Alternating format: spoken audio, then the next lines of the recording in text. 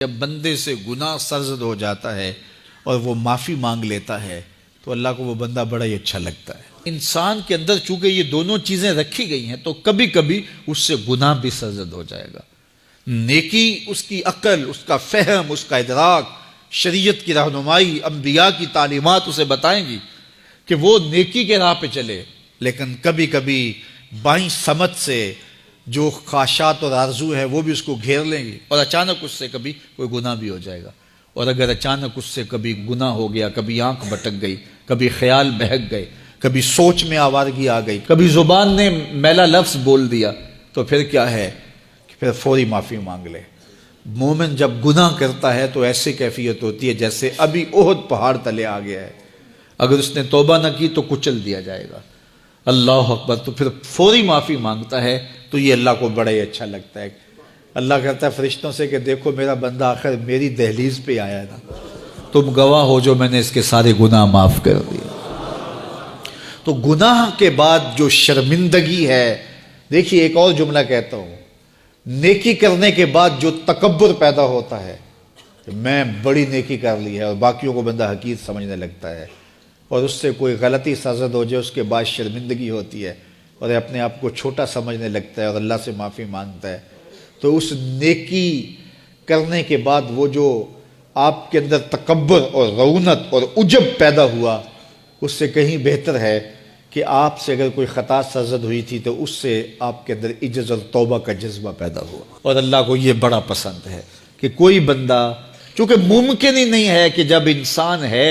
اس کے اندر یہ خواہشات رکھی ہیں تو کبھی اس سے، یہ انبیاء کی ذوات ہیں جو پاک ہیں،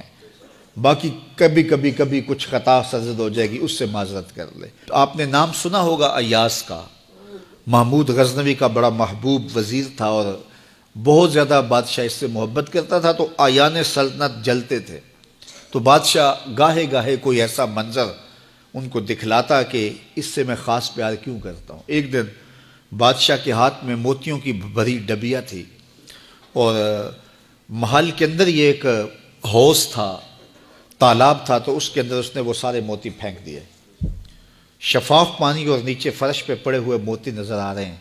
تو اس نے ایک ایک وزیر کو کہا کہ یہ موتی نکال کے لاؤ اور سنو اپنا لباس اور اپنا بدن نہیں بھیگنے دینا۔ تو سب نے کہا یہ کیسے ہوگا کہ موتی بھی تہہ سے نکال کے لائیں اور بدن بھی اور کپڑے بھی نہ بھیگیں؟ تو دوسرے کو کہا، اس نے کہا حضرت یہ کیسے ہوگا، یہ شرط ہٹائیں تو پھر میں نکال کے لاؤں۔ جب بات آئی ایاز کی تو ایاز نے فوراً چھلانگ لگا دی، موتی پکڑے، ڈھونڈے، ہتھیلی میں لیے اور کانپتے ہوئے بدن کے ساتھ بادشاہ کے سامنے پیش ہوا، حضور یہ لے لیجئے۔ بادشاہ غصے میں تھا کہ میں نے کہا تھا لباس اور کپڑے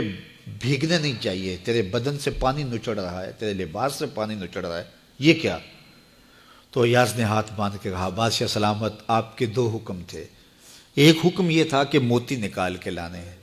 دوسرا حکم یہ تھا کہ کپڑے اور بدن بھیگنا نہیں چاہیے۔ ایک کام میں نے کر دیا ہے، دوسری غلطی ہو گئی ہے، معافی چاہتا ہوں۔ تو کہا وزیرو یہ ہے خوبی اس کی، تم نے کہا ہم کیسے نکال کے لائیں، اس تالاب میں اتریں گے تو بدن تو بھیگے گا ہی بھیگے گا۔ تو کہا جب شہوات دی گئی ہیں، خواہشات رکھی گئی ہیں، آرزویں دیوانی ہیں، اور پھر اس کائنات کے اندر رہ کر کے حضرت انسان کبھی تو اس تالاب کی غلاظت سے اپنے آپ کو بھر ہی دے گا، تو پھر کمال کیا ہے کہ نیکی کے پھول پیش کر دے، سجدے کے موتی پیش کر دے، رکوع اور قیام کے موتی پیش کر دے، ہمدردی انسانیت کے ساتھ پیار کے موتی پیش کر دے، سارے موتی پیش کرے، پھر مالک کا جلال کہ تیرے کپڑے کیوں بھیگے، یہ گناہ کیوں کیا، یہ گناہ کیوں کیا، ہاتھ جوڑ کے کہے مالک اس کی معافی مانگ، تو اللہ تعالیٰ پچھلے گناہ نہ صرف معاف کرتا ہے بلکہ ان گناہوں کو نیکیوں میں تبدیل کرتا ہے۔